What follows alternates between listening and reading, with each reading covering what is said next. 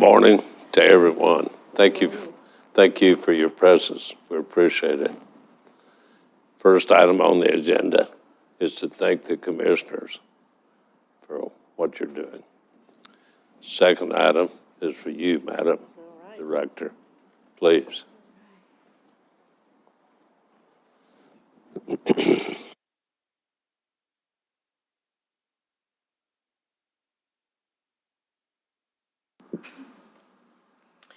Good morning, commissioners. Great to see everyone and great to see many of our staff members here in the auditorium this morning. So as always, I have much to report. It's been a busy few weeks, and so I will get started. So the summer has been quite busy. I've had the opportunity to go with Northwest Regional staff and Jake and Senator Lauren Arthur to help with catfish sampling on the Missouri River. That was a great day and really appreciate our Northwest staff, fisheries staff. I also had the chance, you may wonder what in the world that picture is to the right. I think Aaron snuck that one in, but I did have the opportunity to participate with the Northeast Region Protection Branch Defensive Tactics Training.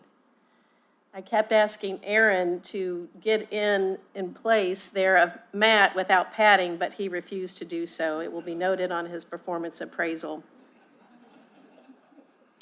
We were also busy with the Midwest Association of Fish and Wildlife Agencies annual conference this past week. Next week is the Western Association of Fish and Wildlife Agencies. I've been in Dallas, I think about the same time as you, Commissioner Harrison. I was meeting with the National Ducks Unlimited Board. So it has been a busy few weeks and more travel to come. This is always my favorite part, is just to recognize staff. Really want to recognize two staff, first of all, and congratulate them. First of all, bear biologist Laura Conley. She was recently recognized by the Midwest Association of Fish and Wildlife Agencies as Wildlife Biologist of the Year. And I think you all, that's right.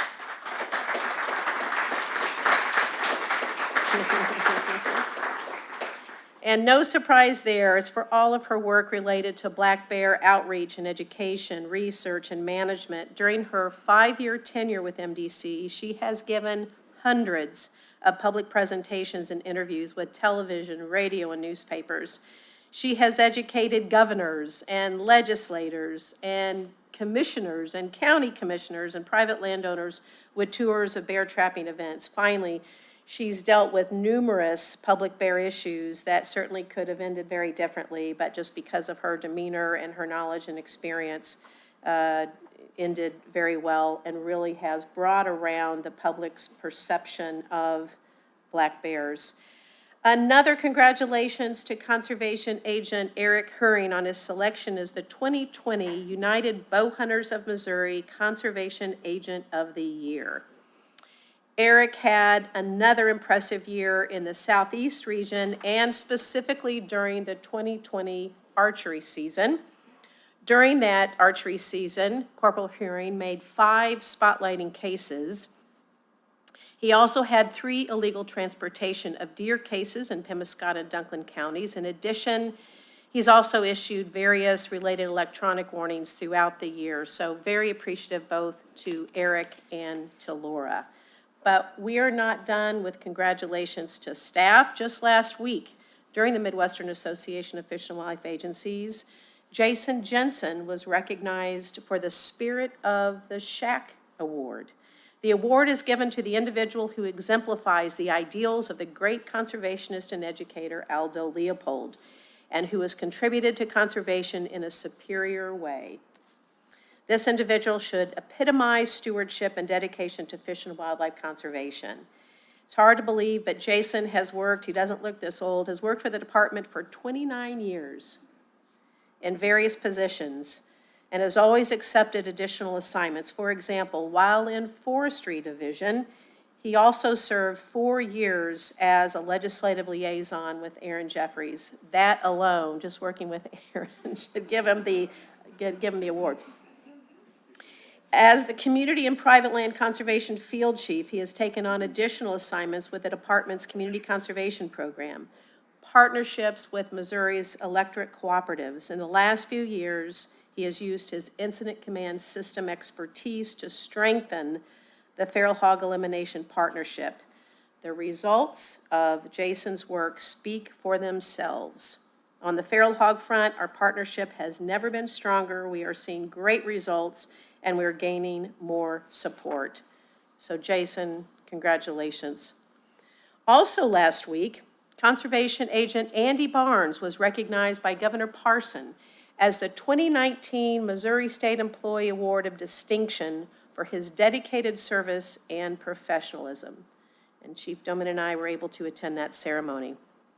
Andy serves the citizens of Lawrence County, often attending local cattlemen's meetings to build relationships with local landowners.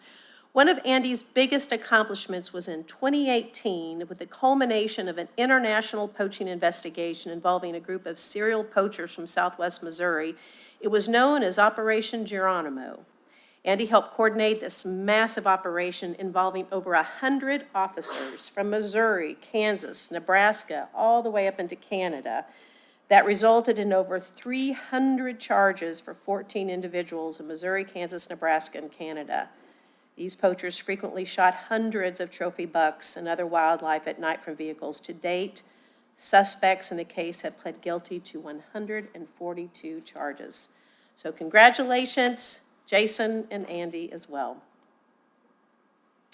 We've been busy hosting a variety of legislative field trips across the state, from goose roundups in St. Louis, Lake Taneycomo, Jefferson City, and many others, to pallid sturgeon stalking, feral hog trapping, black bear research, and trout stalking on the 11-Point River. These field trips, thank you to Jake and to all of the staff who support those field trips, they provide a wonderful opportunity for legislators to meet with MDC staff, who are the real stars, and learn about all that the department has responsibility for and all we do in all four corners of the state. So lately, it seems like the weather is one extreme or the other, hot, cold, drought, or flood. In June, we had some great dry weather that allowed staff to complete field work and landowners to finish up cost share projects before the end of the fiscal year. Then we all know that the monsoons hit, and we went from no rain to the state receiving 5 to 15 inches of rain, depending on locales. Fortunately, most of the monsoon rain missed the cold water hatcheries. I know Bruce is very thankful for that. But flooding along the Missouri River and its tributaries left a lot of debris on MDC boat ramps, and staff are still assessing some of the damage there.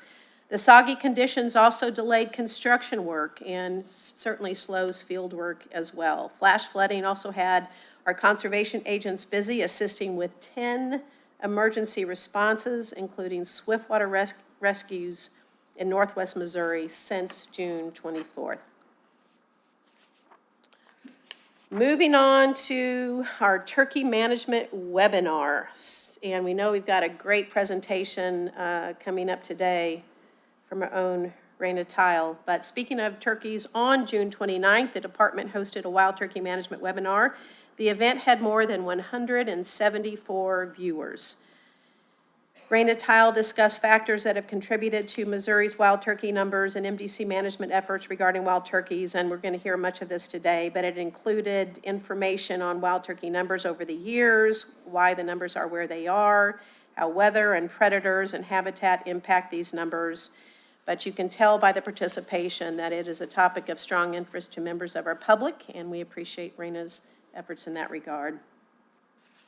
You always get a feral hog update. Summer operations started on June 14th with a focus this summer on Mark Twain, Potosi, Salem, Fredericktown districts, and the Current River corridor. To date, the partnership has trapped and removed 6,875 hogs this year and scouted over 877,000 acres. We know that Jake and Greg are working on legislative and ag partner tours. We're also very excited that our University of Missouri extension positions are in process, and we hope to have them hired by September. As a reminder, these new cooperative positions with Extension will work with community leaders and local landowners to set up landowner cooperatives and provide updates on feral hog trapping efforts. So on July the 1st, we announced the lucky hunters who were selected for Missouri's first modern black bear hunt and our second elk season. The 5 lucky elk hunters were chosen from nearly 10,000 applicants.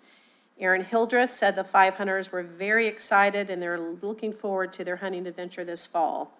For the bear season, we had over 6,000 applicants with a total of 400 resident hunters being drawn for the hunt. So good luck to our elk and bear hunters this fall. The Conservation Agent Trainee class continues to work towards their graduation in August. The class recently completed jet boat training on the Current River, which certainly looks like a lot of fun, and fish identification, fish kill investigation, stream dynamics, reservoir management at Lost Valley Hatchery in Warsaw, and wildlife code scenarios. And for those that like ice cream, which would probably be everyone in this room except for Aaron, we had a new partnership with Sonic Drive-In that started on July the 1st. Randy and Lucas Bond had the very tough assignment of kicking off the program with a Facebook Live event at the Jeff City Sonic. I know that was tough, Chief Doman. Thank you for your service. Protection staff will be issuing ice cream citations to kids observed practicing responsible outdoor behavior, such as wearing their life jacket, fishing or hunting with a family member, keeping nature clean, or other commendable activities. The citation can be turned in at any participating Sonic to claim a free ice cream cone. Very nice. What about our citizen scientists? In April, the MDC and the A.T. Still University partnered on a Missouri tick study. This 2-year research study is designed to better understand the distribution and species of ticks, as well as the pathogens that they carry throughout Missouri. The study will run from April 2021 through September of 2022. Now, as of June, we've received over 10,000 individual samples from likely over 5,000 citizen scientists. Thank you to our citizen scientists. This information is going to be very helpful in identifying the distribution of tick species in Missouri. There are many tick-borne human pathogens in the state of Missouri, and yet there's really no comprehensive map of where tick species occur or the human pathogens those ticks are carrying, so this study will be very helpful in that regard. On to a Trout Park update. With the end of June, we've reached the halfway point of the 2021 catch and keep trout season in our trout parks, and tag sales remain strong. To date, during the 2021 season, we've sold over 198,332 daily tags. The 4-year average at this halfway point is only about 190,000. So this is an increase of over 7,000 tags, or almost a 4% increase in tag sales year to date. Staff continue to monitor inventory levels as a result of past flood events at Roaring River being out of production for a time and a significant part of Bennett Spring being out of production. Our hatchery staff continue to manage available inventories to maximize opportunities for our anglers. Inventories for the 2022 season for now appear to be on track. We will continue to monitor these and keep you updated as appropriate. I think several of our commissioners heard yesterday, we're dealing with yet another water leak at Shepherd of the Hills Hatchery. The leak is on the main line in the U.S. Corps of Engineers compound near the dam. We're being cautiously optimistic that this will be an easy fix, but we certainly need to learn more about it, and we'll keep you updated on this latest leak.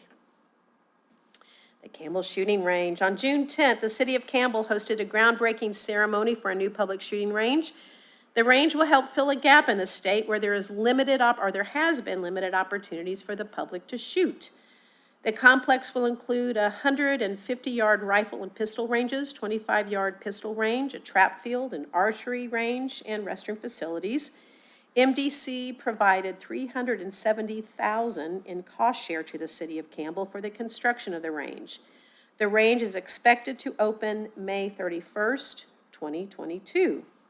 Currently, the department manages, or through partnership, over 70 public shooting ranges, with most Missourians within 45 minutes of an MDC range. Also on June 10th, the department was invited to the Missouri Farm Bureau headquarters to meet with the Resolution Committee, which is typically an annual affair. After a brief update, we answered a variety of questions on feral hogs, deer management, how the Deer Management Assistance Program works, the U.S. Fish and Wildlife Service, and St. Louis Zoo's Red Wolf Breeding Program. We talked about endangered crayfish, turkey management, black vultures, the legislative session, and more. Greg Collier also attended the annual Missouri Cattlemen's Association Steak Fry. Sounds like a tough assignment at the state fairgrounds. And in a little over the month, we do have the opportunity to attend the governor's ham breakfast at the state fair. A brief update on Recovering America's Wildlife Act, also known as H.R. 2773. It was introduced by Representatives Debbie Dingell of Michigan and Jeff Fortenberry of Nebraska. The legislation would provide $1.4 billion in dedicated annual funding to state fish and wildlife and tribal agencies. This funding would go toward the conservation and monitoring of at-risk species, known as species of greatest conservation need, in order to work toward reversing population declines. Currently, there are 81 co-sponsors, including Congressman Cleaver and Congressman Long from Missouri. We've also had meetings with most members of the Missouri delegation, so we're hoping for some more additional sponsors. And fingers crossed that there will be a Senate bill of like kind introduced in just the next couple of weeks. Very excited about that as well. One of the goals of Recovering America's Wildlife Act is to keep species off of the endangered species list and to help restore at-risk species like the Ozark and eastern hellbenders. This spring, we were able to make the final release of 160 hellbenders into the Big Piney River. Since 2007, MDC hatchery staff at Shepherd of the Hills have been contributing to the recovery of a native species, the eastern and Ozark hellbenders, through captive propagation. A total of 1,108 eastern hellbenders obtained from wild eggs and subsequently hatched and reared at Shepherd of the Hills were released into 3 different watersheds over an 11-year period. The first release of eastern hellbenders in Missouri occurred in 2010, with 104 individuals stocked into the Big Piney. The majority of eastern hellbenders were released into the Niangua River, with the first stocking in the summer of 2013. From 2017 to 2020, 136 hellbenders were released into the Gasconade River. Future captive propagation efforts will now be consolidated within the St. Louis Zoo. This time of year always brings opportunities for some members of our staff to head west and to help the western states with western fire work. The extreme drought has made for an early fire season in the west. We've all heard about the horrific fires already, even going up into Canada. At this time, 4 MDC staff have been dispatched with staff from the Mark Twain National Forest to assist with wildfire suppression in Missoula, Montana. We are expecting additional staff will be dispatched later this month, so we'll keep the commission up to date on any other teams headed west. This spring, our regional recreational use specialists have been busy installing vehicle and trail counters in the region so we can better determine area usage. Staff have installed several counters at river accesses, at nature centers, and high-use conservation areas like James A. Reed Wildlife Area and Eagle Bluffs Conservation Area. We now have 32 traffic counters and 33 trail counters statewide. The information will be very helpful for us to determine future infrastructure and maintenance needs and how we can better serve Missourians. The department also unveiled a new online gaming platform aimed at engaging Missouri youth. Agents of Discovery is an augmented reality gaming app that encourages non-traditional audiences to get outdoors and discover nature. Visitors can play missions on site at nature centers or at home through QR code triggered activities. So look for MDC's first missions at Runge, at Cape Girardeau, at Burr Oak Woods, and Powder Valley Nature Centers beginning June 14th. Some of the missions include Cape Girardeau Wood Duck Stamp and Powder Valley Ecosystem Adventures. So very exciting to have this new gaming app that's gone live. Next up, the Bicentennial Celebration. Commissioner McHenry, I know you've been very involved with this. As part of the Bicentennial Celebration, Missouri is offering the Missouri Explorers Program to encourage people to travel across the state and participate in challenges to receive Missouri Explorers Merit Badge buttons. There are a variety of ways to engage with Explorer challenges, including the Missouri Conservation Challenge. To earn your badge, you must complete 5 conservation-related activities like visiting a conservation area or participating in an MDC program, going to an MDC shooting range, going camping, or just downloading the MDC app. So very excited to be participating in the Bicentennial Celebration in this way. Program and regional staff have been meeting the last month to develop a framework to prioritize community conservation efforts in each region. This framework will contain many of the features of the original CCS, Comprehensive Conservation Strategy framework, but it's tailored specifically for community conservation. We are piloting this new framework in Kansas City, St. Louis, and the Southwest regions. The initial meeting will allow us to explain the framework and to get each region started on selecting geographies to make a priority for community conservation in each of the regions. And now to MDC history notes. It's always good to reflect upon the great successes and/or challenges of the past. So here are a few. 20 years ago, Parma Woods Education and Shooting Center opened to the public. The range was the department's 5th staff shooting range and is one of over now 70 owned or cooperatively operated shooting ranges in the state. August 1971, the Master Angler Program is initiated. The Master Angler Award recognizes the accomplishments of anglers who catch memorable fish in Missouri. To qualify, fish must meet the minimum weight or length requirement shown on the back of the application. And since 2000, 7,700 Master Angler Awards have been given to anglers.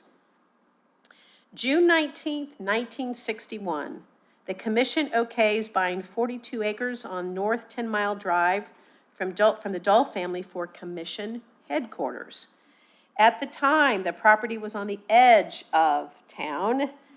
Today, commission headquarters is a 153-acre area and includes our wonderful Runge Nature Center, miles of trails, headquarters, our IT building, agent training building, distribution, and a mechanic shop.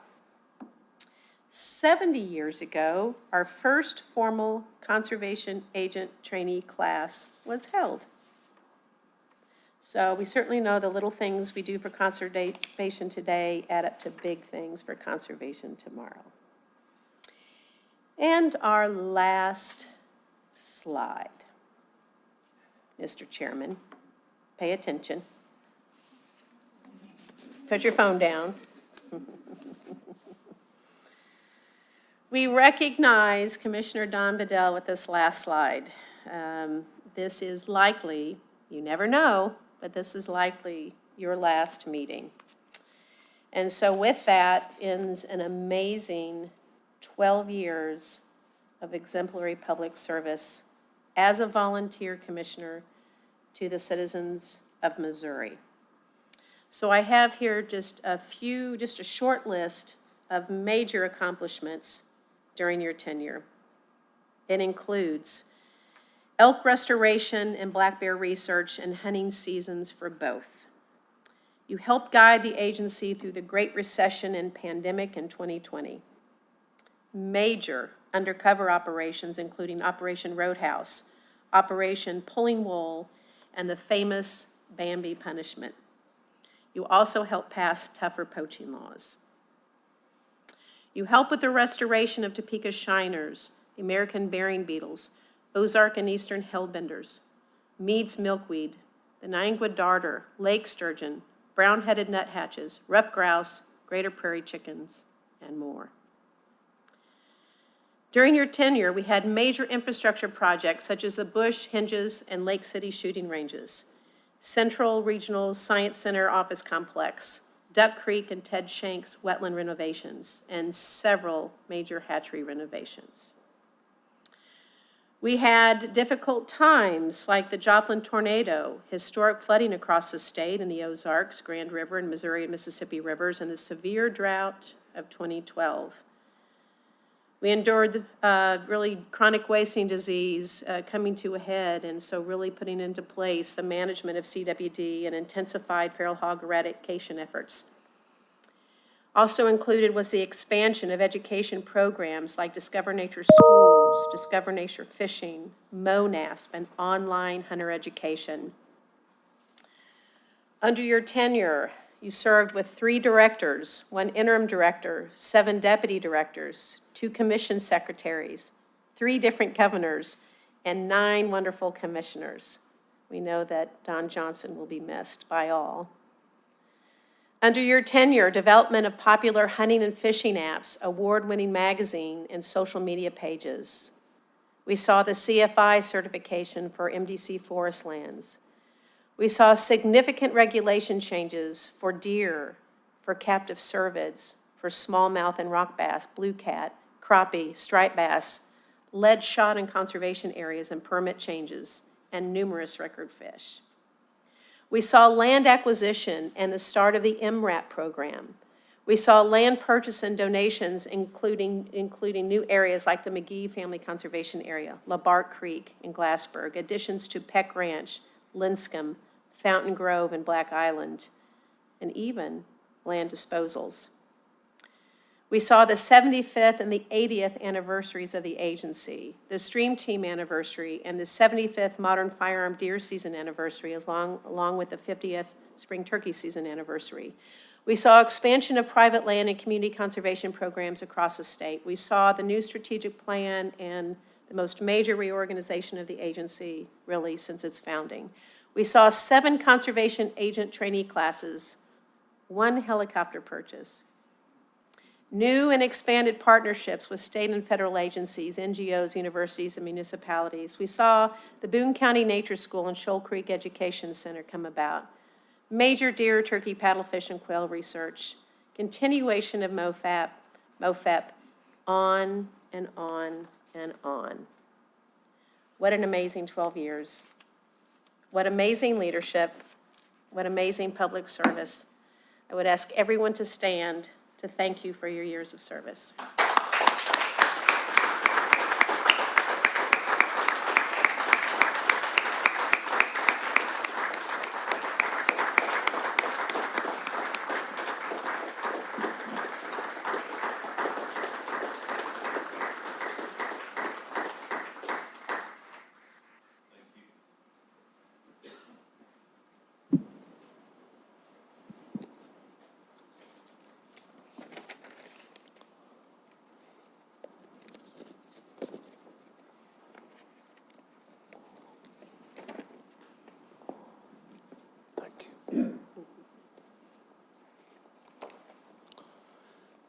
Okay, continuing.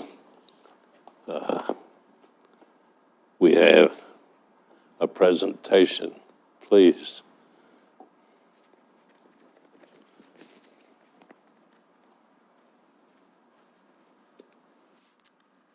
Let's see here. Awesome.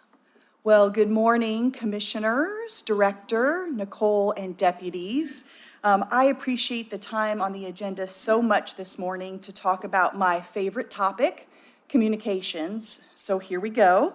And as communication chief, I get the opportunity to be at the podium today to share, but it really is the work of the team that I'm going to be highlighting, and we have an incredible communication team. They are creative, they are talented, they are hardworking, and this is the work that they have done.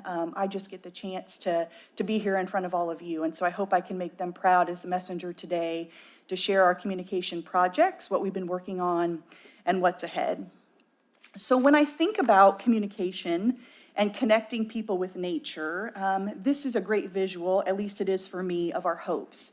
This was a photograph taken by our media specialist, Robert Himmelgarn, who is with us today in the audience, and he's a great photographer.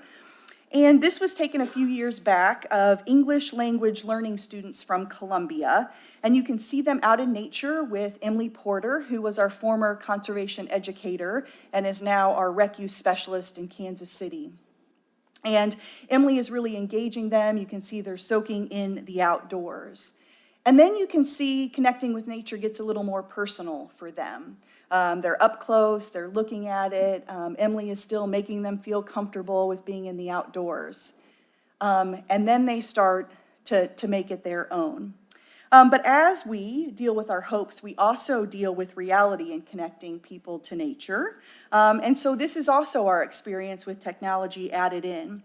So when we talk about communication, both our hopes and our reality, you will see both woven into our communication efforts and us really striving to connect with people in a variety of ways that is really meaningful and relevant for them. That also means we have to diversify our communication efforts, and it also means that we have to continue to adapt.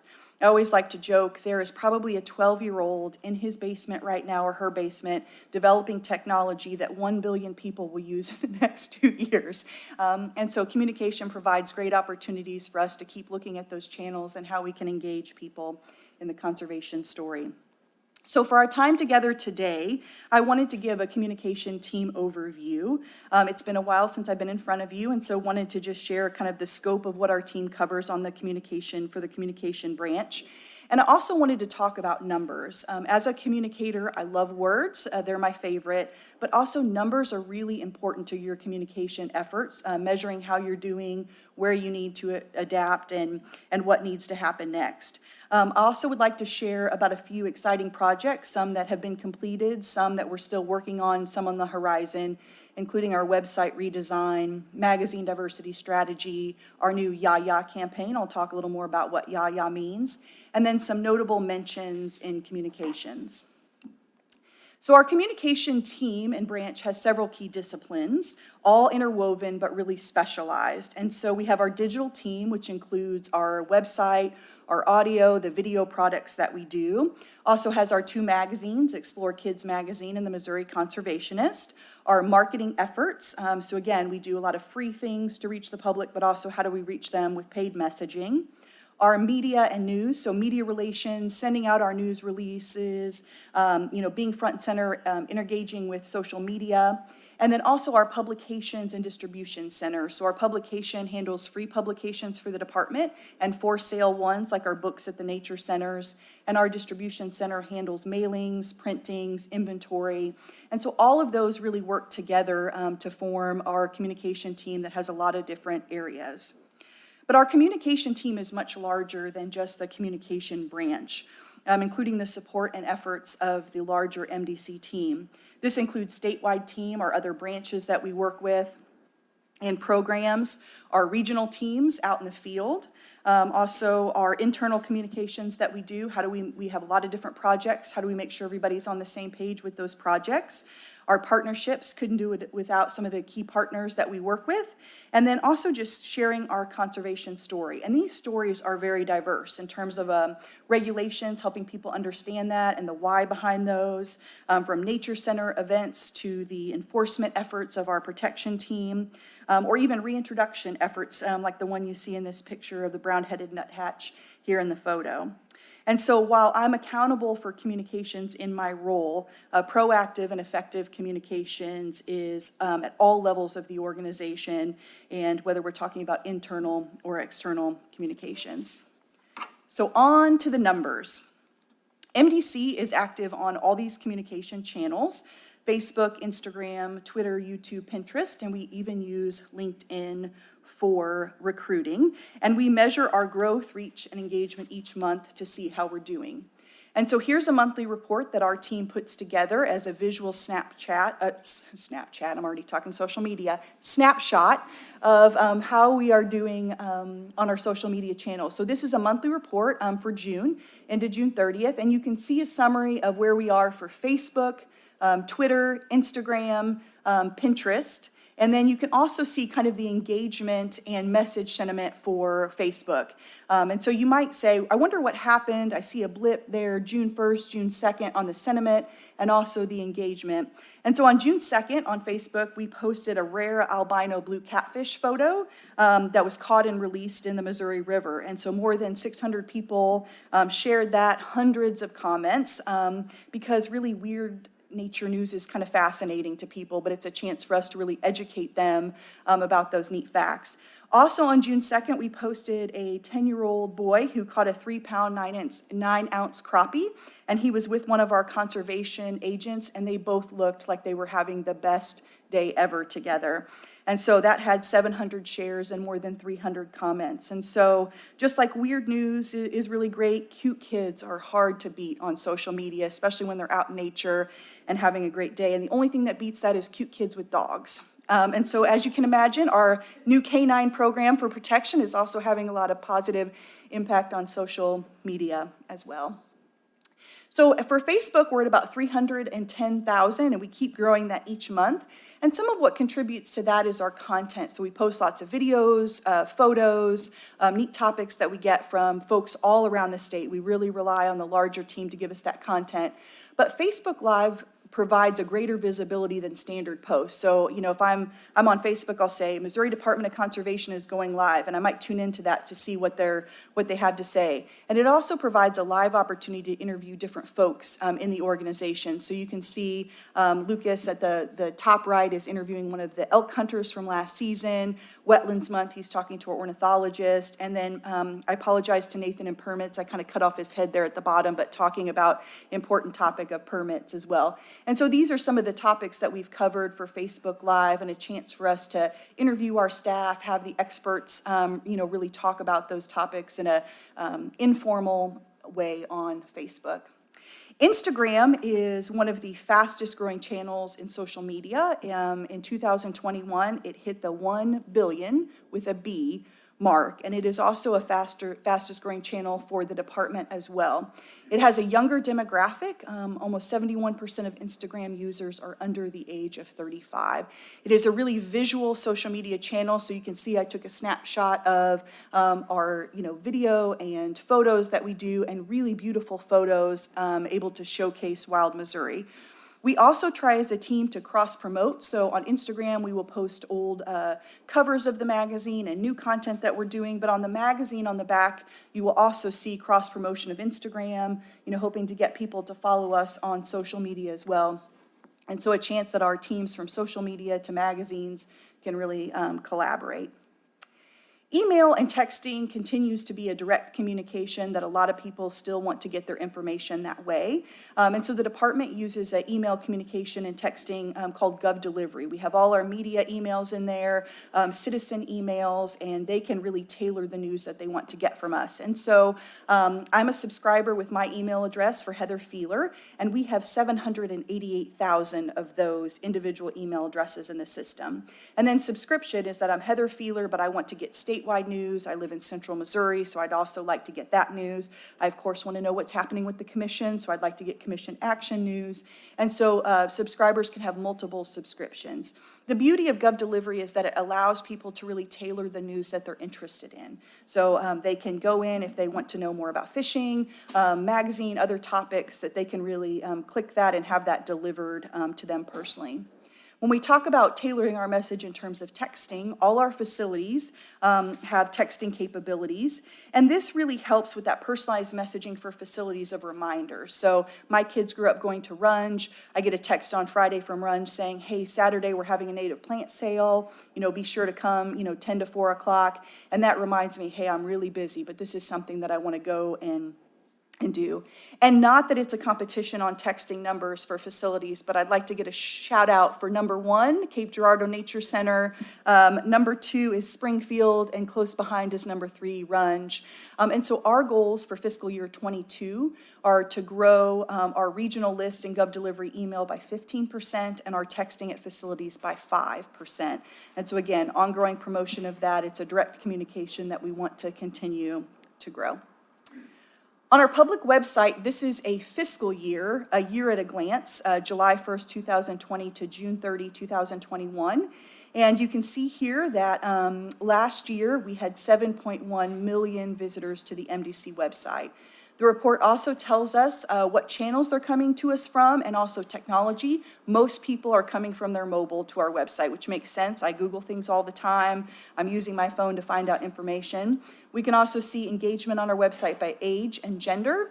And then we also do customer experience surveying on our website. So did people complete their goal? How easy is our website to use? How satisfied are they? And how far down did they read? And we get these reports. I gave you a year at a glance here, but every month the web team looks at that data, talk about where we need to improve, and if there were any issues that were kind of a common theme that we need to address. And I'll talk a little bit about our website redesign and some of the things we incorporated from that, from public user testing.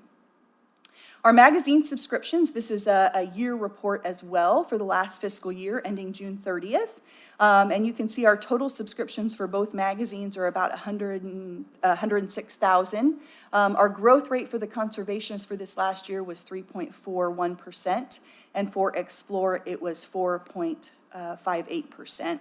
And so I'll talk a little bit as well. We continue to have a growth goal for 3%, may increase that based on our numbers for this year, but also have some work to do on another goal for the magazine, which I'll share in just a little bit.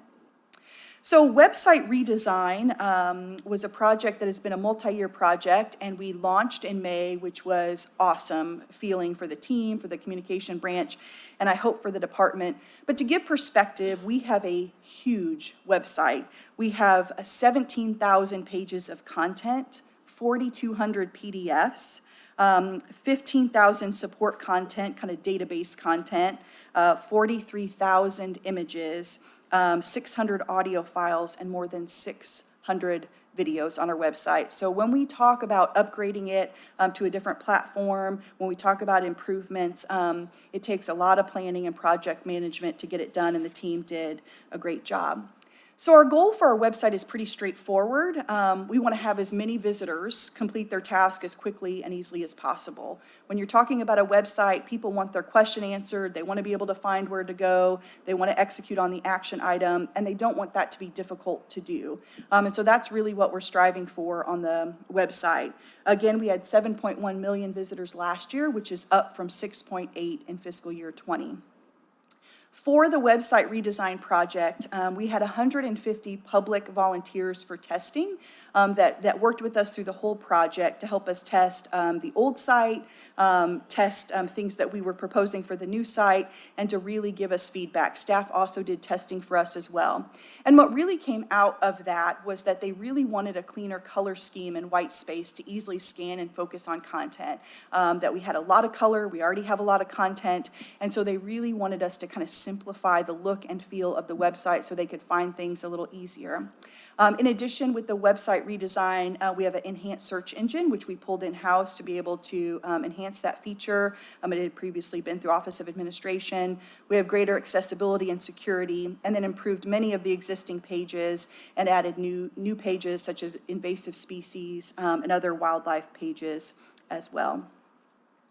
And so you can see a picture here of our homepage. And again, I know this is a small photo, but you can see up at the top are our main kind of headers of hunting, trapping, fishing, permits. And then we have our rotating pages, and then a lot of white space and chance for people to easily scan with their eye and be able to find what they need on the website. This is the interior pages when you click on, for example, community conservation. So again, engaging photos, but really easy to see where do I need to go, what am I trying to do, and hopefully be successful in finding what they need, which is our goal for the website. So moving on to magazine, always what we're trying to do is to keep growing the magazines. It's a huge communication channel for the department. I know the director gets lots of feedback when she's visiting with folks. She gets lots of emails on her column about the magazine, so a lot of comments from citizens about the magazine. But we also want to keep evolving. We've got a great 80-plus year history of the magazine, but we also want to make sure it's relevant to the citizens we serve today. And so, as I mentioned, we have a growth goal that we continue for both magazines, but we also have a new goal with this coming fiscal year to develop a magazine diversity strategy. And so to share a little more about what that means, we looked at the last 2 years. We had 3 staff members independently audit the Explore magazine and Missouri Conservationist for the last 3 years. To look at the visual content and give a percentage of how that matched Missouri demographics. And so you can see on the left, we have Missouri demographics by sex, age, and race. And then how with Explore and Missouri Conservationist we're doing in terms of really representing the citizens of our state on the pages of our magazine. And so in some places, we are firing on all cylinders. We are doing great. But there are some areas of improvement to be intentional about and thoughtful about as we strategize and plan moving forward. Again, you can see female 51% in Missouri, but in Missouri Conservationist only 37%. We can see with race, 79% of Missourians are white, but 93% are represented in our magazine, and so have some work to do in terms of other races to increase that in the magazine. We also know 5 years ago we did a readership survey to understand who are our readers, what are their demographics, who's reading our magazine. And so this is our media kit for the magazine. And you can see at the top left, 5 years ago when we did a reader survey, we know those that responded, and we know that's not everybody that responded. 90% were over 60, 96% were white, and 75% were male. And so when we talk about work we need to do and what we're going to be working on for the magazines, we're going to continue to look at the ongoing audit of our visuals in both magazines to compare that with Missouri demographics. And then we launched a new reader survey in June that will be open for a couple months. We've been promoting it in the magazine, promoting it on social media to better understand where are we from 5 years ago as we build this kind of strategy to better understand that. And so far it's only been open for a month, and we have a little over 500 responses, so we'll keep that open through early fall. But really the magazine diversity strategy that we'll be developing will be 2 parts. One, content strategy, what can we influence? What topics are we doing? Who are we interviewing for those stories, which then again represents the visuals in the magazines. And when Missourians pick up the magazine, can they see themselves in nature? Can they see themselves in these pages? And how do we keep getting better at that? And then the readership strategy, once we have that data, we know what 5 years baseline was, where we're at now, then where do we look at the barriers, and then how do we develop a marketing communication plan to really reach those audiences that we're not, and to get the magazine in the hands of maybe people that don't know we have a magazine, maybe they're not familiar with it across our state, which we know we have a great magazine reach, but we know there's lots of people that may not be getting our content. So I want to switch gears a little bit to talk about Yayas. You may hate that abbreviation, and I'll share a little bit about who the Yayas are. But we have launched a new Yaya campaign designed by Yayas for the Yayas. You may ask me later to stop saying the word Yaya, and I will respectfully try to do that, but it's very catchy, the Yayas. Relevancy marketing campaign, before Jess Hoy was in her position as relevancy chief, Jason Sumners and I worked on this project with Nevada, their state agency, Fish Forest and Wildlife Agency, and we engaged the University of Missouri School of Journalism class in Columbia. So these are it's a premier student staff full service advertising agency. So basically students apply to be part of this. They spend a full year, fall and spring semester, working with a national client to build a marketing campaign. And really they use national clients. I think 4 or 5 years ago was Ocean Spray, Chevrolet was their client before us, and they're looking at businesses that really want to create campaigns designed to reach younger audiences. And so Conservation Relevancy became their 2019-2020 national client. So the scope of the work was really straightforward. The students were going to do primary and secondary research that they did from data that we provided, that they crowdsourced on their own, information they already have about the Yayas because that is their business, consumer insights, creative and media solutions that all state fish forests and wildlife agencies could use if they wanted to reach or market to this 18 to 24-year-old youth and young adult, Yaya, youth and young adult market. So essentially a relevancy campaign focused on Yayas. And so a little bit about the Yayas. They're a big group, 31 million in the US, and they have a strong economic impact of 463 billion. They lead busy lives with 80% of Yaya individuals feeling burned out, which is not different than other age groups, quite frankly, in the United States and in our communities right now. A lot of burnout, a lot of stress. And they are looking for ways to help them relax. 72% participate in self-care, and 98% of Yaya individuals care about environmental conservation. And I love that statistic because they already care. We just need to connect them. And 65% are motivated to spend time with family and friends. So 3 different groups in this class presented pitches with graphics and the full shebang. They presented a day long. The director joined us, Nevada director joined us, as well as our communication team.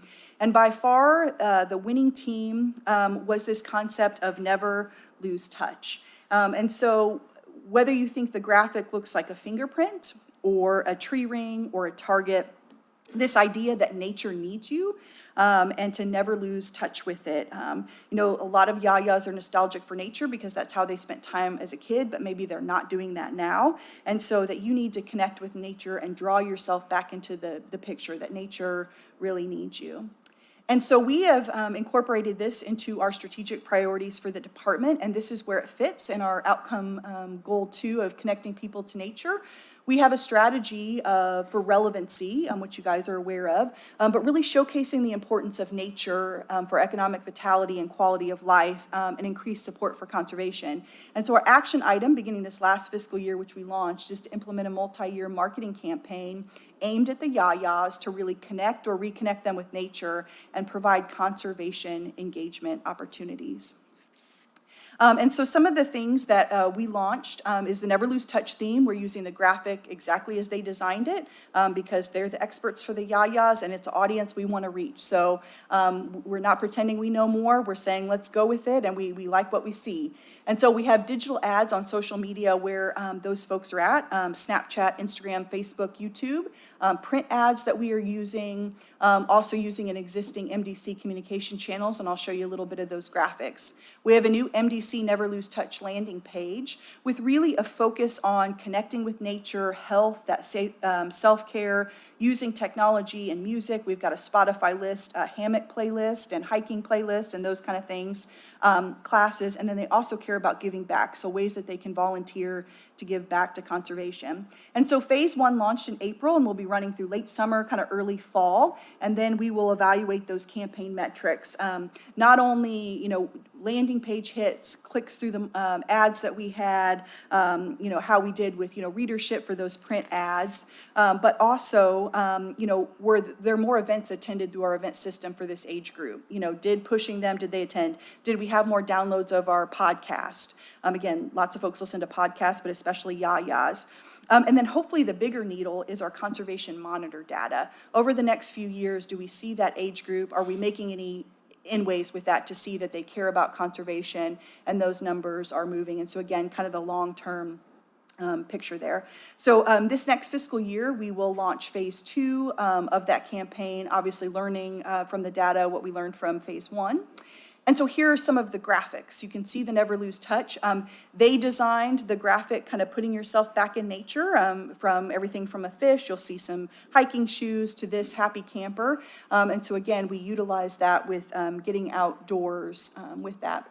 Here's some example ads. You can see some of these have been in the Missouri Conservationists. We have full page ads, but also, we're trying to promote our Mo Outdoors app. And so again, putting that Never Lose Touch branding on there to really connect people, send them to our web page and promote the technology, which we talked about earlier, to get in touch with nature. And then in the July issue, we have an 8-page Never Lose Touch nature guide, which again, how do you go out and bike? How do you engage in outdoor recreation? Really those engagement opportunities, which many folks in the department are working hard on, and another touch point for the communication efforts. And so some notable mentions, which are basically really important projects that I've lumped into one slide because I don't want to take all your time about communications, even though I would love to, because I love this topic. And so to end, a few things wanted to let the commission know about. Our Nature Boost podcast, MDC has a podcast that we put out every month. It is internally done by Jill Pritchard, who's our new service coordinator, and Awesome, and Peg Craft, our digital media producer. So they produce everything in-house and do a great job with that. We launched the third Thursday, a new episode of the podcast, and really it is for people who want to engage in conservation. Maybe they don't know where to start, and Jill, who's got a fantastic voice, takes them on that journey. And so we have a bicentennial episode that launched in early June, and we'll have a family camping one that comes out in late July. And so always, looking for topics for that, and staff are interviewed and external partners as well. The director mentioned the Bicentennial Conservation Challenge as well. I worked with education and communication on that project. We also have a bicentennial article coming out in August in the Conservationist, which goes over the Schwartz murals in the lobby and talks about decades of conservation successes for being part of the bicentennial.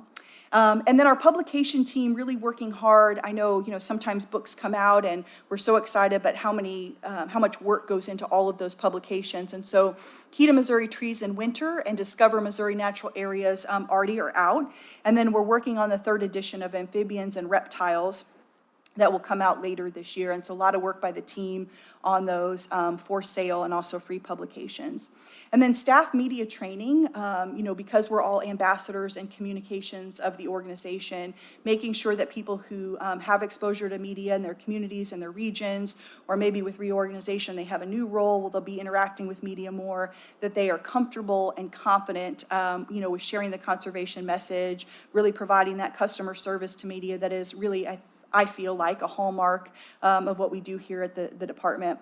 And so we will provide 4 trainings in August and September in the regions around the state to really work with staff on training, led by our new services coordinator and our media specialists in the region, and they do a great job on that. And I know I get excited about communications and talk really fast, so I'll just take a breath and ask if you guys have any questions for me. Is this a picture of Don as a... I got it on the internet and there was no really captions, so I don't want to speculate. Very, very good. Are you finished? Yes, I am, Thank sir. you. Yes, I'm sorry. Yes, I know. It seems like I could go on forever because I have, but thank you, yes. That Very is- good report, commissioners. Questions, comments? Steve? Comments? Very thorough. Barry?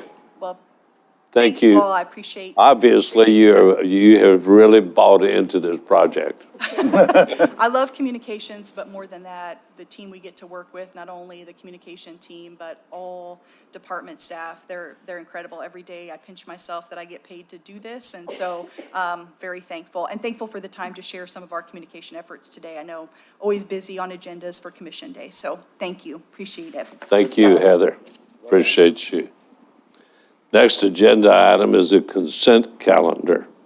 It is an action item. Do you have anything you want to talk about on the consent calendar? Steve, Mark, Barry? No, sir. Then I would entertain a motion to approve it. Second. Moved and seconded. Now, I won't do like you two said last night. I'll try to follow Robert Rules of Order here for a minute. You've heard the motion, and there's been a second. Is there any discussion? Hearing none. All in favor, say aye. Aye. Seems to me like it passed. Yeah. I think you ought to shorten that up a little bit.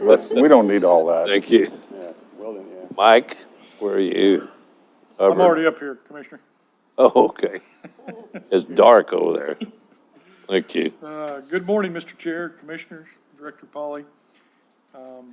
This will be the shortest regulation report in my tenure, basically because the Regulations Committee has not met since the last Conservation Commission meeting in May.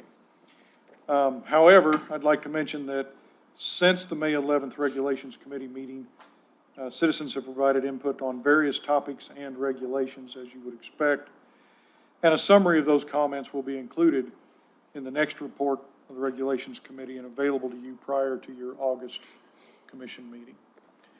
And if there aren't any questions about anything that's gone on, which obviously was not significantly a lot, I will move on.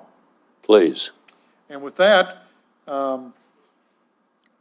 like the last time, I'd like to introduce wild turkey biologist Raina Tile, who will provide us information on what we have learned from recent turkey research and what we hope to learn during our ongoing efforts. As a reminder, Commissioners, Ms. Tile joined the department a little over 2 years ago to lead Missouri's wild turkey program. She earned a Bachelor's of Science in Wildlife and Fisheries from Ohio State University in 2015 and a Master's in Wildlife and Fisheries Resources from West Virginia University in 2019. Her master's work focused on eastern wild turkey population ecology in northeastern South Dakota, where she worked closely with public, private landowners, and the South Dakota Game, Fish, and Parks Department. Raina's knowledge of turkey population dynamics, strong organizational and interpersonal skills, and knowledge and proficiency in data analysis make her extremely qualified to lead this program. And with that, Raina, I'll turn the podium over to you.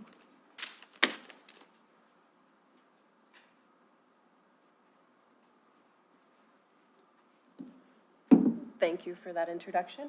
Good morning, Commissioners, Director, Deputies, Nicole. So today I'm going to be talking a bit about wild turkeys in Missouri and how we use research to inform management of our turkey population.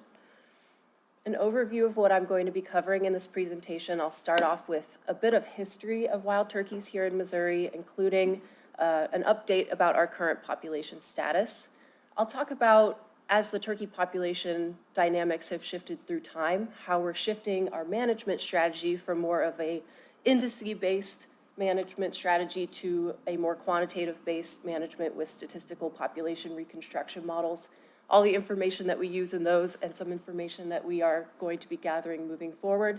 I'll talk about research that happened in the past and what we've learned from that and how that has shifted into our current research project and other efforts moving forward.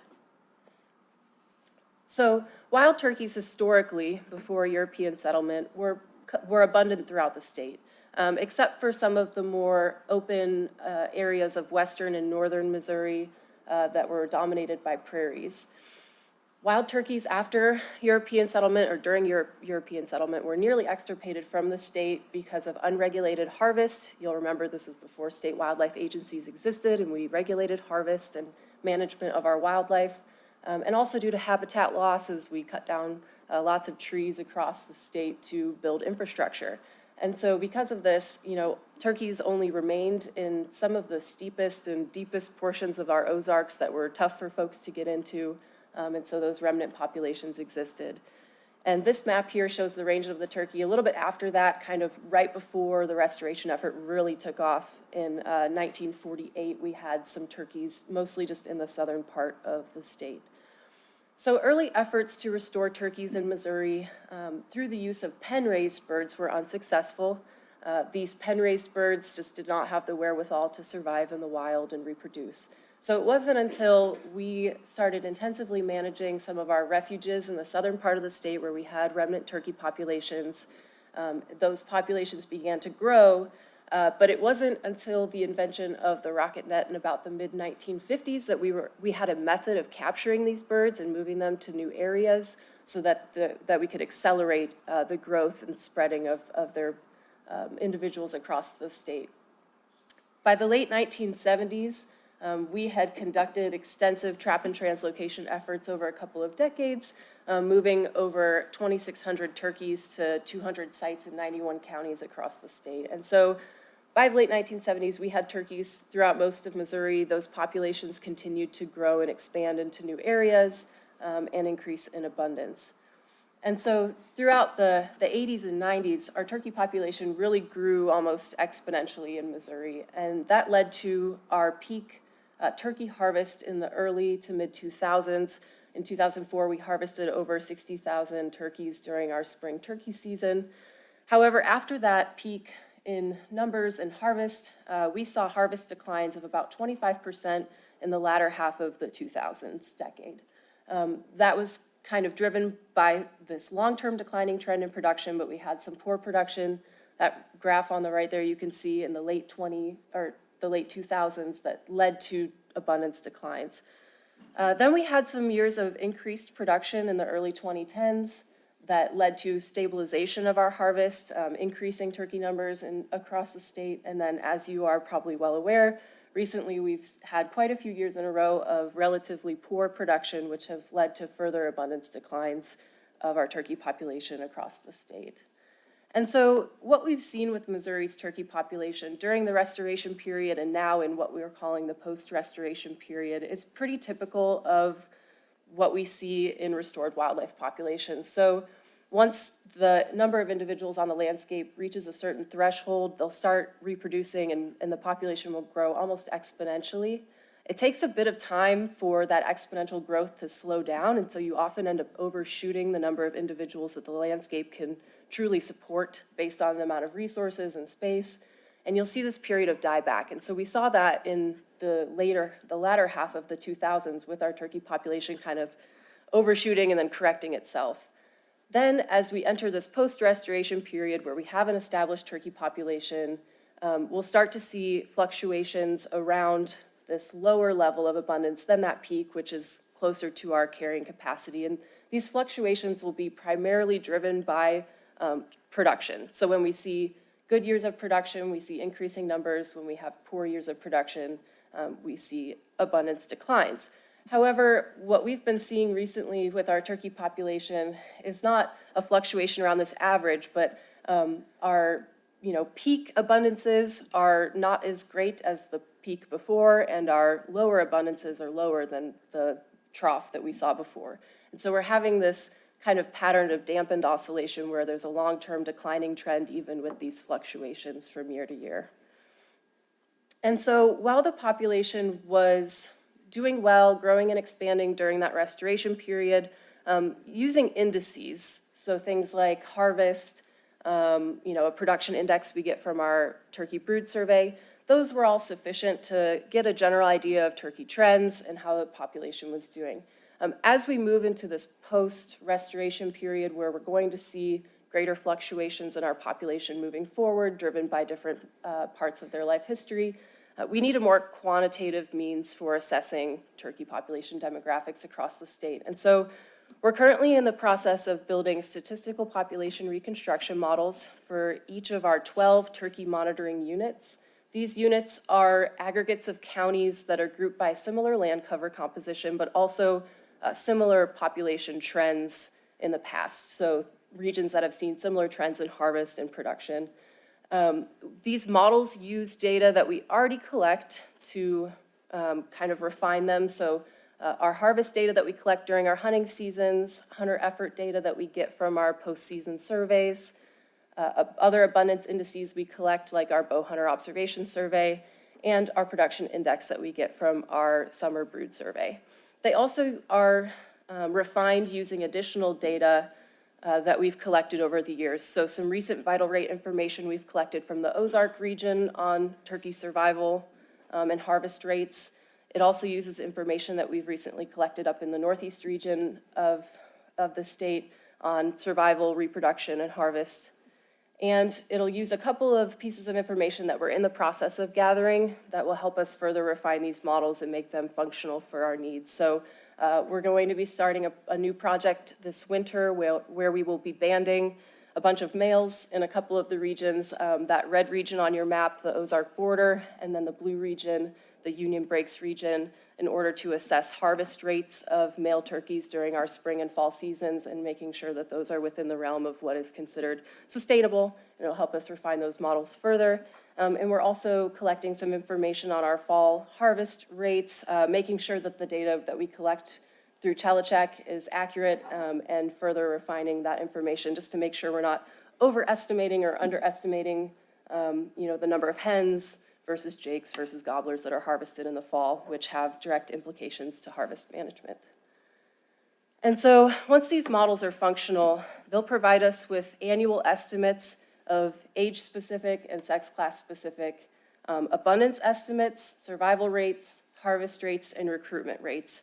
These will be estimates with confidence intervals. So for example, we'll be able to say in the Lindley Breaks region in gray there, we have 20,000 gobblers, give or take 5,000 gobblers for an example. And so right now, we don't really have a good way to estimate turkey abundance on a statewide or regional level, and so these models will provide us with that. They'll also give us a better insight into our harvest rates during our seasons to make sure that those are sustainable moving forward. And so again, it just provides a more quantitative and scientifically defensible tool for developing our harvest management strategies as we move into this post-restoration era.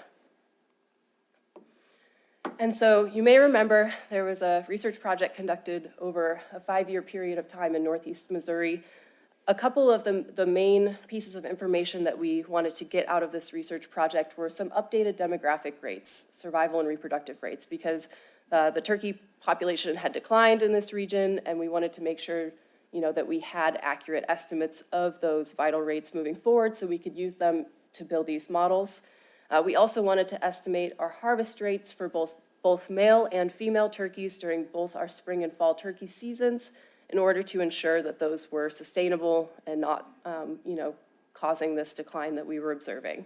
So over the course of 5 years, over 1,600 turkeys were banded in 4 different counties in our Northeast region, and hundreds of those turkeys, a subset of those, were fitted with VHF transmitters and tracked throughout the year to get estimates of their survival, and in the case of hens, to get estimates of our reproductive parameters.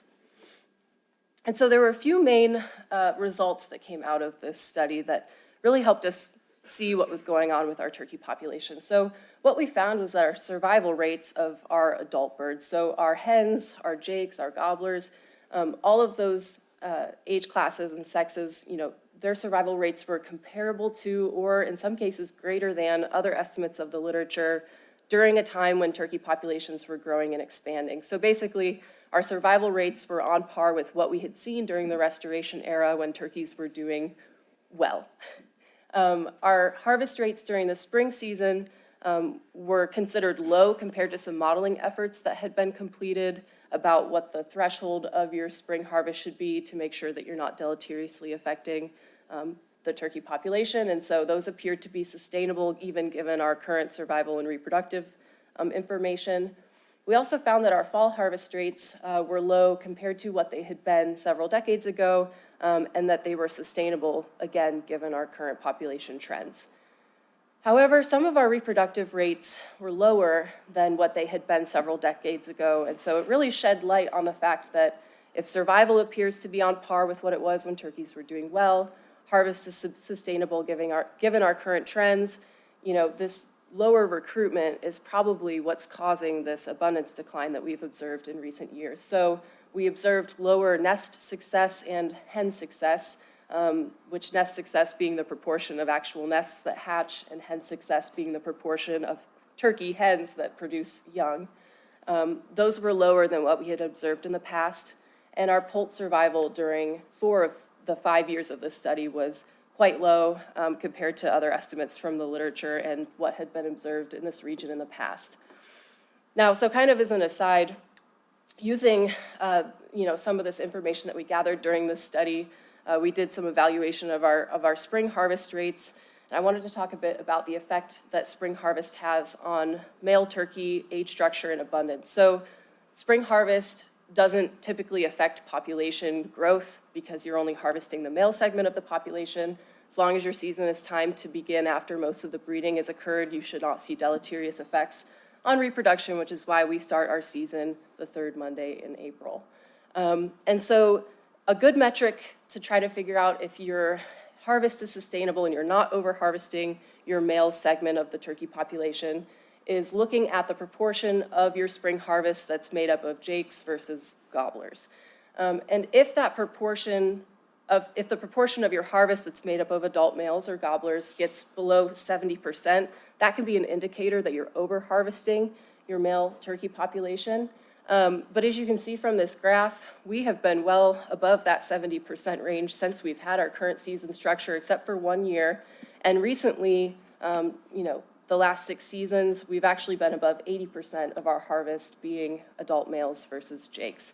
And so even though our overall turkey abundance might be lower now than it was 5, even 10 years ago, this is showing us that there's still sufficient carryover of adult males from one year to the next to provide a quality hunting experience for there to be enough males available, or enough gobblers available on the landscape for harvest.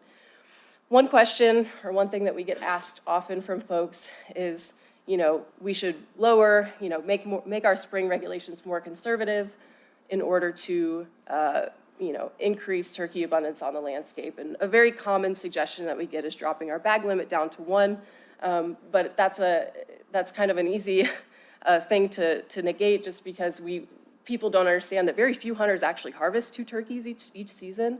Only 5% of our hunters on average, and that's pretty consistent from one year to the next, end up filling both of their permits.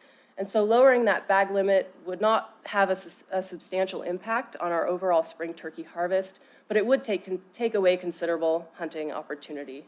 And most of this is just because male abundance and male survival is typically not what drives turkey population growth. Usually it's the female side of the equation, their survival and their reproduction, that tends to drive population dynamics.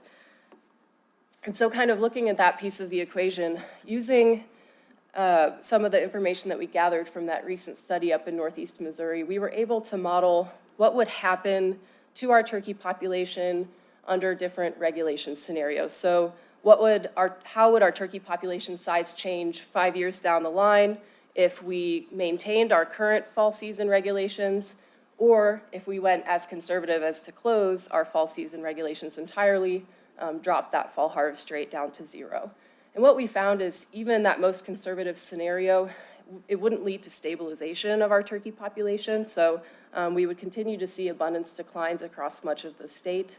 And so therefore, that's not the fix to this problem. And basically the reason for that is we found that our harvest rate during the fall for hens was about 1% of the population. And so when our fall harvest rates are low, changing that to be from 1% to 0% really doesn't have a big effect on the overall population.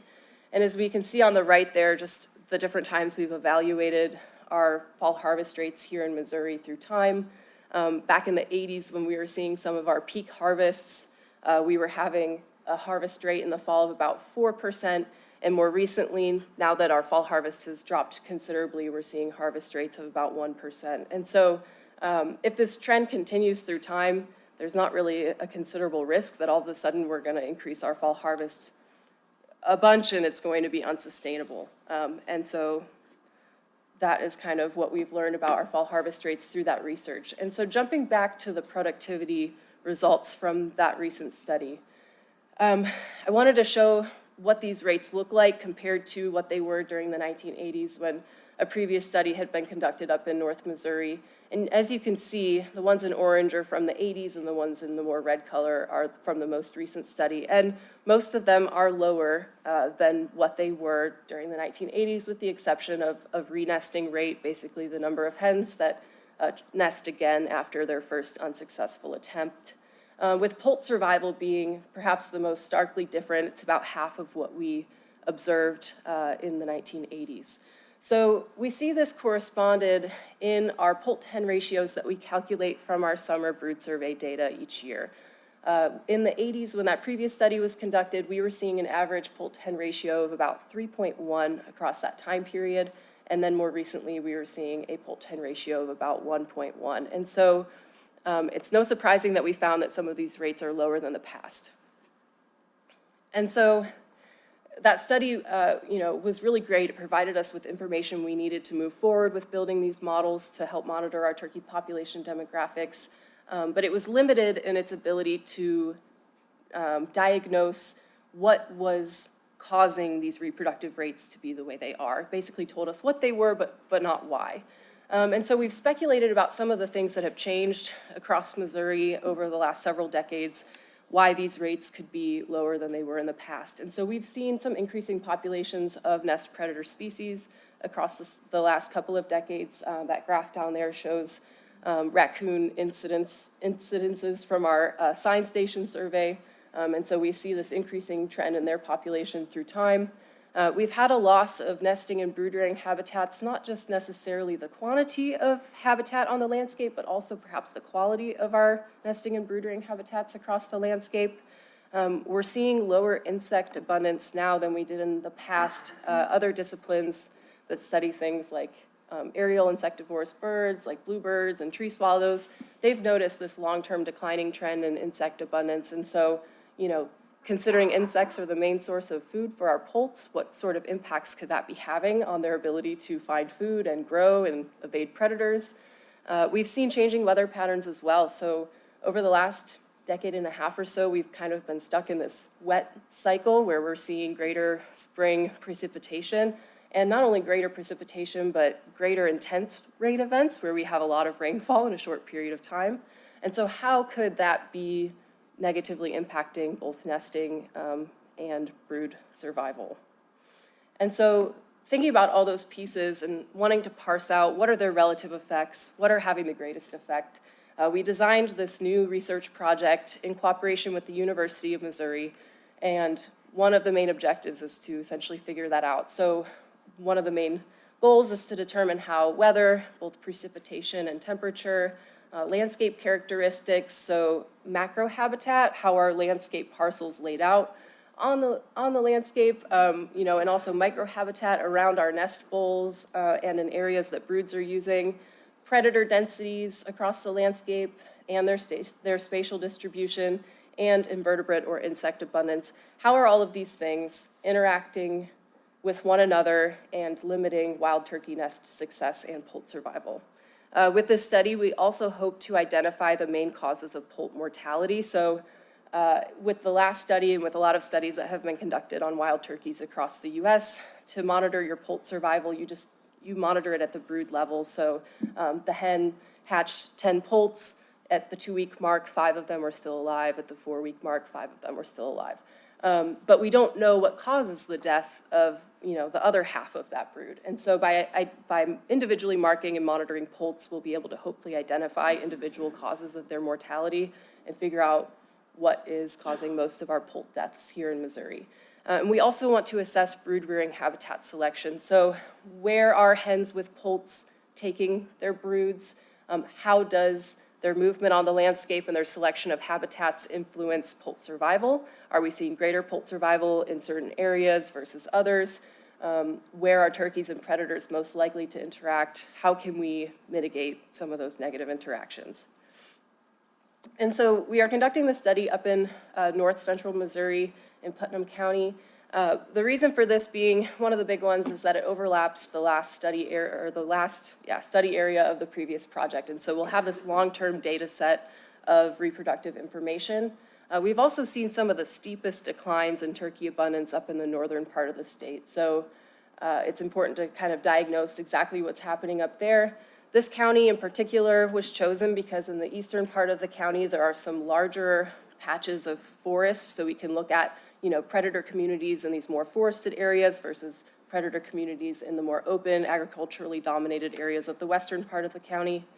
And we'll be able to apply some of these results on a broader scale. So often people ask us, why aren't you doing a study down in southern Missouri? Will this be able to inform our management here? And the answer is to some extent, yes. Things that we learn about the structure of different habitats, and how that can provide good cover for nests and good cover for poults and good foraging areas for poults will be applicable to other parts of Missouri, even if the vegetative communities themselves are not the same.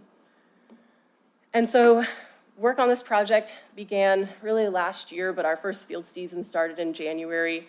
There will be 4 field seasons for this research project. Each winter prior to the breeding season, we are marking 50 hens with GPS transmitters so that we can monitor their movement across the landscape and also monitor their reproductive attempts. We are going to individually mark and monitor poults as they hatch, again, to determine that cause-specific mortality piece of the equation. And some additional data collection we're using to parse out those covariate effects. We're marking and recapturing nest predators like raccoons and possums to get an idea of their densities in different areas. We have trail cameras out right now with scent stations in order to monitor the occupancy of larger predators like coyotes and foxes. We are doing insect sampling and vegetation sampling at sites used by broods and also at static sampling sites across the county, so we can look at how those vegetation and insect communities change throughout the growing season. We're also measuring vegetation characteristics at our nest sites to see if that influences nest success.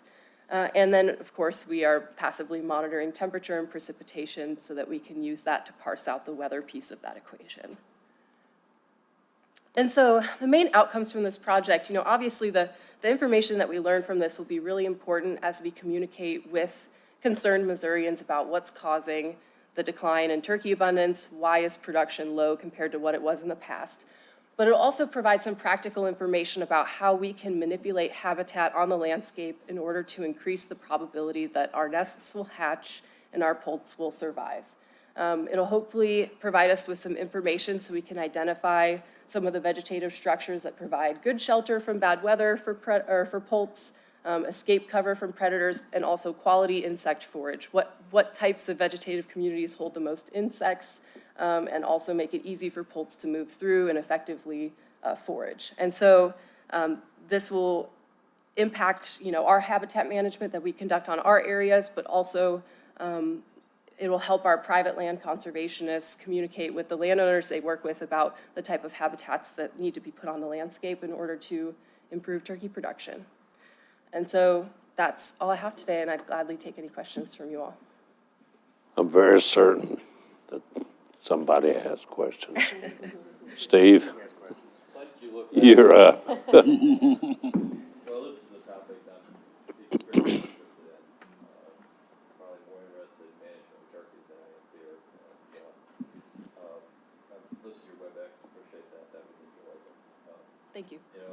I think the public's extremely interested in this topic. The time that I've been on the commission, I think we had more public comments on this than any topic I've seen. I'm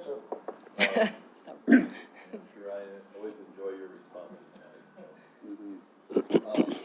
Couple of questions, and I'm not going to dominate too much time, but whenever we look at this, is it correct we have the lowest harvest in record this year, 31,000 or thereabouts, or was it real close?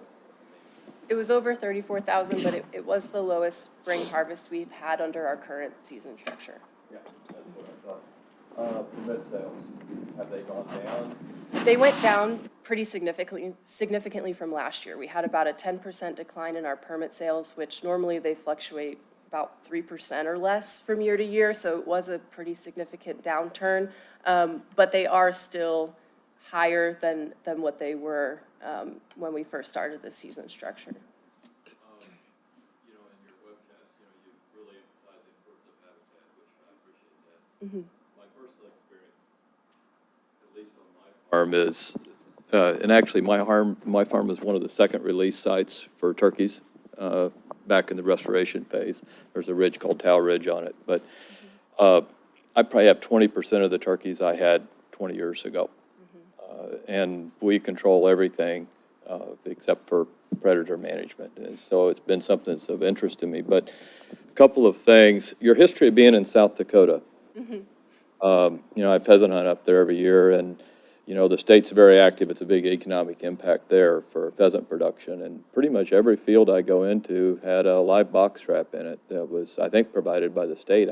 You kind of interested because they were really focused on nest predators. What was your experience when you were up there? That program that they have wasn't implemented until I had left the state, so I didn't get to see any of it occurring firsthand. But the landowners that I interacted with, including the property that I lived on, they were very active with their nest predator removal efforts. Well, the reason I asked that, I've been reviewing the evidence-based literature on it, and it's a mix. It's about 50% people say it's predator, 50%, and the evidence-based literature, you can find what you want. I mean, one of the articles I have here, supports that, but they don't all. I understand that. But the one thing, the slide that really got my attention that you presented, poult hen survival rate 3.1 was at the peak.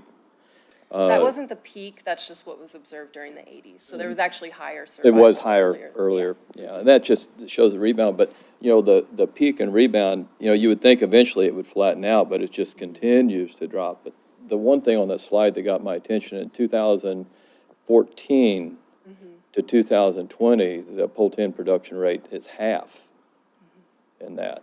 And boy, that's really concerning, because, I mean, it's almost to where there's not any production. And, you know, I guess, to me, you know, the public wants to see something, you know, I mean, obviously, and, I mean, it's just concerning, you know, on the nest predators, the things that we can do in regulation, the habitat, I mean, that's always going to be an issue for us. But I know on my farm, that's not the issue on it. I mean, and I just wondered what your thoughts were on, you know, where we're at as far as any future regs or being able to help landowners that, and I do understand the intense problem with, you know, predator management, but there are landowners that are willing to do that, but they don't have the ability right now. Yeah, I understand what you're saying. I think later this year, we're going to be reviewing our fur bearer trapping and hunting season regulations, and we will be looking into different ways that we might basically provide another tool in the toolbox for those landowners who are already providing good habitat on their property, already putting in the work for that, to just give them something else they might be able to do to improve turkey production on their property. I don't know exactly what that's going to look like, but we will be reviewing that through that process. Well, I hope we give something the public can look at, that we're trying to respond in some manner or another. Yeah, Thank you, I appreciate your time. thank you. No, good presentation. I thought it was outstanding, and I echo everything that Steve just said, you know. I hope there's some urgency on dealing with the predators. Thank you. Any other comments? You know, I was talking to some of the ranchers in Texas, and what they have seen is that the biggest predator that they've faced are feral hogs. And I would be curious to see in pockets where we have a lot of hogs, has that population decreased? Because, as we all know, that hog's rooting all the time. And it was an interesting conversation with him, because we look at raccoons and possums and foxes and everything, but we really have not focused on an area where the hog population is huge. So I think that would be an area. Very good presentation. Thank you. Thank you for it. Can we take about a 10-minute break, please?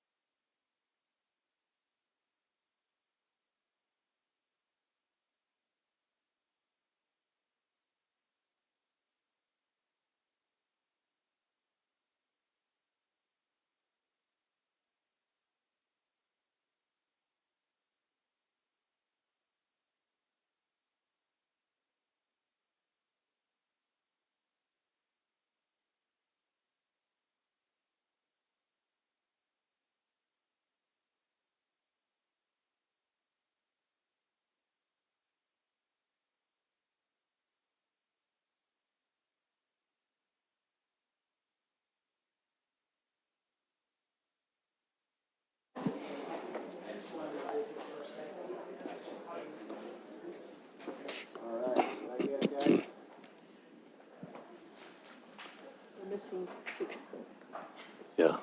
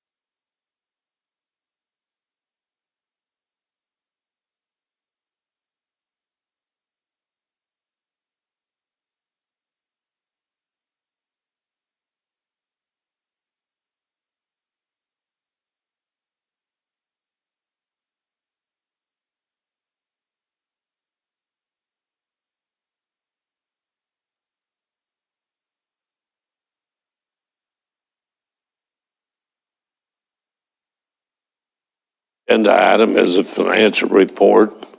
Andrew, you're up. Thank you. Thank you, Mr. Chair, members of the commission, Director Pauly. I'll be presenting the next item on the agenda, the fiscal year 21 financial summary through May of 21. And this report has been provided in your advanced materials. Please turn your attention first to the revenue trends on page 4 of the report. Total revenues for fiscal year 21 through May were 8.9% higher than the same 11 months in fiscal year 20 and 7.4% above expectations. Conservation sales tax receipts were 8.9% higher than the same time period in fiscal year 20 and 8.3% above expectations. Permit revenues were 20.9% higher for the first 11 months of the fiscal year compared to the previous year and 8% above expectations. The number of monetary hunting and fishing permits sold for fiscal year 21 through May were 281,866 higher than the previous year. Federal reimbursements were 1% below the same time in the last fiscal year and 3.5% above expected levels. Other revenue sources combined were 2.3% higher than this point in the last fiscal year and 7.4% above anticipated amounts. Next, please turn your attention to the expenditure trends starting on page 5. Total operating expenditures were 1.4% higher than this point in the previous fiscal year and 8.9% below expectations. Operating expenditures include personal services, expenses, and equipment purchases. Personal service disbursements were 2% lower than this point in the previous fiscal year and 7.6% lower than expected through May of 2021. Expenses were 4.5% lower than this point in the last fiscal year and 13.7% below expectations. Equipment disbursements were 79.5% above the FY20 disbursements through May and 0.9% or fairly in line with expectations at this point in the fiscal year. Total capital disbursements were 37.7% below the previous fiscal year and 38.9% below expectations. Capital expenditures would include land conservation partnership and construction. Total disbursements for fiscal year 21 through May were 4.3% lower than the same time period in fiscal year 20 and 12.9% below budget expectations. This concludes my remarks on the May 21 financial summary, and I'd be happy to answer any questions. Commissioner. Questions, commissioners? Mark? Areas of concern, Andrew, that you see here? Areas of concern in the spending? Yes, on the spending side? No.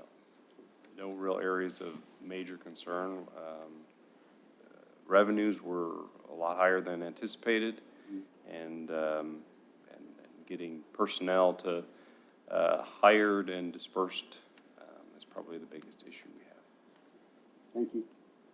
I'm looking at the graph on page 204, and why is it the expenditure numbers not included in the June graph? We don't, this is just through May, Okay, So we'll But you have report the on other numbers for fiscal June. year 21 in total in the August commission meeting. Okay, Basically, there's a fiscal month 13 that is in process right now. So when we reconcile the entire fiscal year, we'll present that as one fiscal year. okay, thank you. Any other comments? Thank you, Andrew. Appreciate it. Jacob? Construction project, sir. Good morning, Mr. Chairman, Commissioners, Director Pauly. I'd like to share highlights this morning of the report in your advanced materials for the status of major construction projects funded in fiscal year '21. So if you look on the first page of your report, you will note that there are projects that have individual footnotes next to the project title, and there's a summary of those footnotes on the last page of the report. This is something new that's been added to this report, just to help give additional information to the commissioners.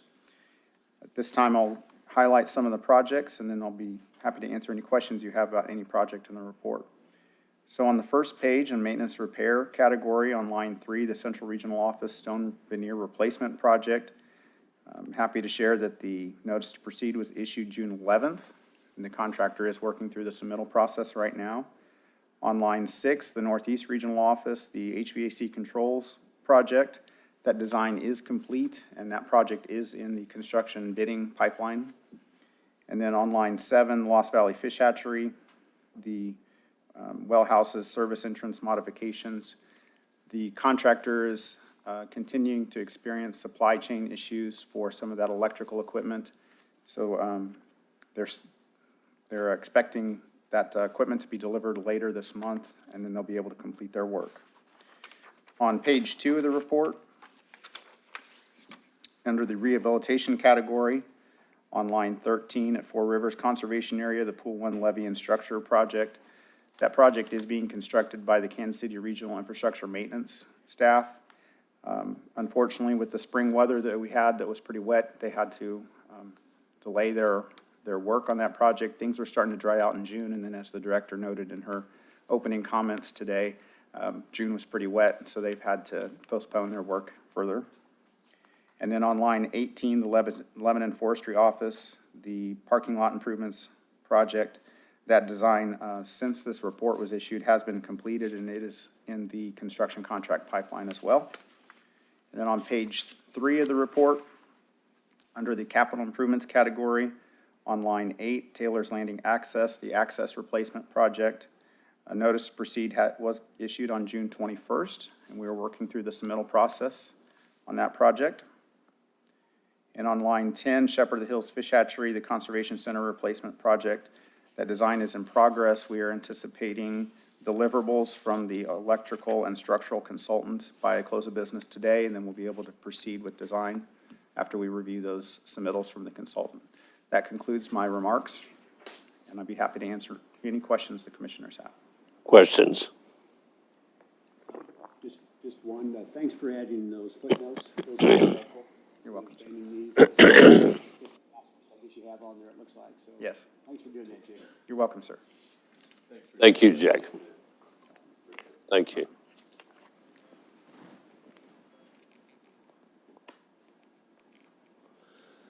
Next agenda item is the election of officers. So, inasmuch as all of you know, I don't always follow Robert's Rules of Order. I'm going to deviate from what the script says. And I hope our council will say that's okay. Oh, she's keeping an eye on you. She's waiting, she's watching. I want to put forth the nomination of a slate of officers, which would include Barry Horstland as chairman, Mark McHenry as vice chair, and Steve Harrison as secretary. Now, I guess this gets kind of touchy when I do that and ask for a second, but I'll ask for a second to that. Second. Second. You second also. You second. Okay. Be pretty hard for you to vote against this, gentlemen. It's a privilege for me to hand you the gavel. Thank you, sir. Duly elected chairman. Congratulations to all three of you. It's been great working with you. Sir, here's the gavel. Thank you. Yeah, we have to Well, vote. I mean, they did vote, but all in favor, say aye. Aye. Okay. Okay, thank you, Director. I figured with the second, they did vote. I want to make a couple of remarks, if I can, since I spilled coffee all over myself. I will walk up front and make a couple of remarks.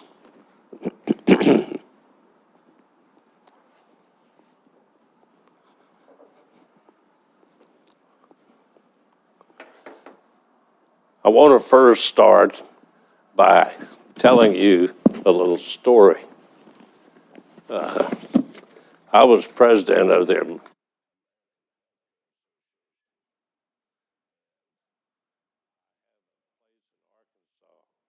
so I left Dallas and flew to that place. And it was arranged with the pilot that he would pick me up on Monday morning. And I was going to Oklahoma to speak to their convention. Was going to have lunch with the executive committee. And I learned a long time ago, if you tell people what they want to hear, they think you're a better speaker. And you're centered in on the issues at hand. So the pilot shows up that morning. I get in the airplane. And we take off. So I tore a sheet of paper out of a book that I carry and put it in my pocket so I could make some notes along the way. At lunch, so I would know what to tell the people in the convention. We land, I get out of the plane, and walking through the terminal, I pick up a card and told the pilot, I said, I'll call you when I'm ready to leave. So I walk in, they'd called ahead, had a taxi. I get in the taxi, and I said, can we go to the convention center? And he said, which one? I said, well, the main one. He said, well, we have 2 or 3. So he reaches down and picks up this big book about that thick and starts thumbing through it. And I asked him, I said, do you know where it is? He said, I'm looking to see which one it could be. I said, well, let me ask you another question. Do you know where you are? He said, I know where I am, but the question is, do you know where you are? He said, you're in Addison, Texas. I said, excuse me just a minute. I got out, went into the terminal, got hold of my pilot, wanted to choke him at that point. I said, we're supposed to be in Oklahoma City. What happened? He said, I thought we were coming here. I said, no, I just left here Friday. If I was coming back here this morning, I would have stayed. You get on the phone, you figure out how long it's going to take. I get on the phone, call my secretary, told her, I said, please get hold of their executive director and tell him I've been detained. We had plane trouble, whatever. So when I finally arrive at the convention center, there's 1,000 people here, and they are seating the head table. And he sees me come to the door, Bruce 7-0, motions for me to come up. So I'm sitting next to him from the dais. I'm on one side, he's on the other. I said, how much time do I have? He said, about 10 minutes. Now, I was not able to put anything on the paper. So I'm sitting here thinking, what am I going to say? And that kind of brings me to where I am today. he said, you've got about 10 minutes. So when I got up, I told the audience, I said, I have good news and bad news. The good news is, this is my speech. Blank sheet of paper. But the bad news is, I still want to talk to you. And it's centered around communication, which we heard a great report today from Heather. Thank you. Failure to properly communicate, which we experienced yesterday in some of the discussions that we had. Failure to get the point across to the right people. So I said, it matters not whether you're talking about the administrator speaking with an owner or a nurse aide speaking with a charge nurse. You have to have communications. I want to tell you that I think that we can improve on communicating. And I think it's a big challenge for the three of you. And I'm sure soon to have another commissioner. But I would be remiss if I didn't thank Governor Nixon. For the first time he appointed me, which has been 12 years. And then when he called me to his office and we visited, and he chose at the end of the week of that week to reappoint me, I'm humbled by that. To be able to serve is like he told me, he said, there's millions of people in this state, and there are 4 commissioners, and people would shoot to get on this thing. So I'm honored that he did put me on the commission. It's been a real experience. Now, for the bad news for you, I do have a speech. This is it. I want to thank the commissioners that served before me, that served with me. I think you said 9 total this morning. I think that's correct. And the 3 of you, Barry, Mark, and Steve. Most importantly, I want to thank the staff, because it is you who's there daily that make these things happen. The commission has a vote, and we direct that, and we have constitutional authority to do a lot of things. Everything that has to do with the operation of this Department of Conservation. From the regulations, I think I was advised that I had cast a vote on almost 1,000 regulations, good and bad. Some of those were bad decisions. And some of those came about because we didn't really communicate that well when we did it. But we were smart enough to back up and look at it again. But the staff can only do what the commission helps you do, but you make it happen.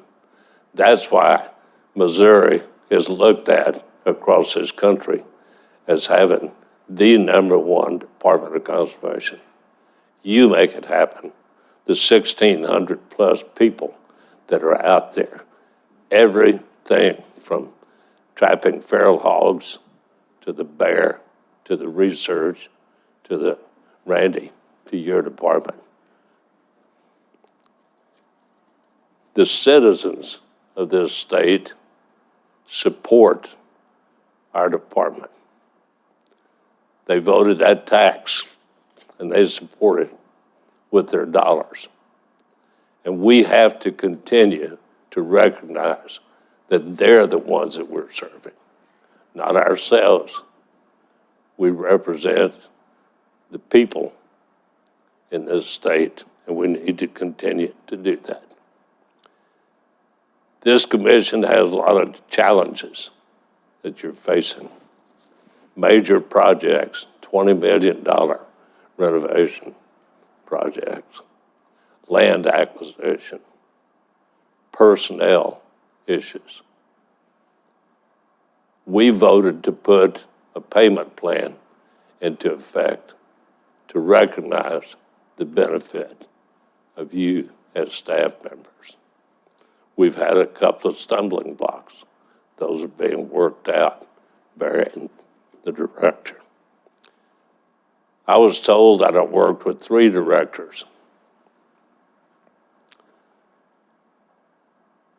Bob Zimmer was there last night, and great guy. When I was appointed, John Hoskins, who most of you know or worked with, John came to Sykeston to talk with me, and he talked with me about a big issue we communicated, and that was going to be the restoration of elk. And he said, "Where do you stand on that?" I said, "I'll be happy to make a motion when that time comes." Chip McGeehan was chair, and he took me by the hand and helped me to be a better commissioner. Good leader, Chip was. We had that meeting at Kirksville when we voted, and the room was packed for those of you that were present. And we did it. But we had communicated in advance of what we were doing. And because of that, we had 5 hunters last year that were successful. And you have 5 more selected this year through a great process. Challenges, you have a lot. And I'm happy that I had the privilege of serving with the 3 of you. I'm extremely happy, Sarah, that I had the privilege of working with you.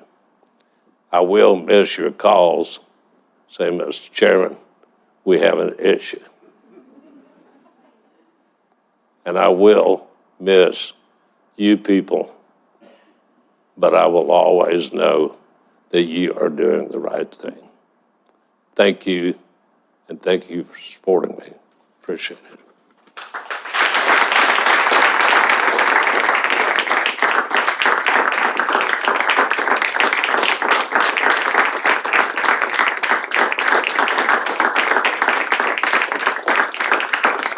Thank you. Appreciate it. Meeting adjourned. Well, I'll see. I'm not chairing this thing anymore.